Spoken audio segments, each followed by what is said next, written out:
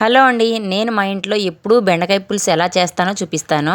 దీనికోసం స్టవ్ పై గిన్నె పెట్టి ఆయిల్ వేసుకొని ఆవాలు, జీలకర్ర, మినపప్పు, శనగపప్పు, మెంతులు, కట్ చేసిన ఎండుమిర్చి, కట్ చేసిన ఉల్లిపాయ ముక్కలు, 10 వెల్లుల్లి రెబ్బలు, కట్ చేసిన పచ్చిమిర్చి, కరివేపాకు, పసుపు కూడా వేసి వీటన్నింటినీ వేగనివ్వాలి.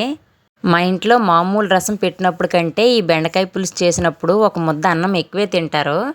ఇప్పుడు వేగిన తర్వాత ఒక టమాటాని మిక్సీ వేసి టమాటా ప్యూరీని కూడా ఇందులో వేసుకొని టమాటా కూడా వేగాక కట్ చేసిన బెండకాయ ముక్కలు, కొంచెం ఇంగువ, సాల్ట్ వేసి ఒకసారి కలిపి మూత పెట్టుకొని బెండకాయ ముక్కల్ని వేగనివ్వాలి.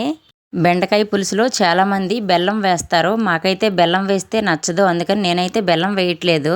బెండకాయ ముక్కలు వేగాక చింతపండు రసం వేసుకొని కారం కూడా వేసేసి ఇప్పుడు పులుసు కొంచెం దగ్గరగా చిక్కగా అయ్యే వరకు పులుసుని మరిగించుకొని లాస్ట్లో కొంచెం కొత్తిమీర చల్లుకుంటే బెండకాయ పులుసు రెడీ అవుతుంది.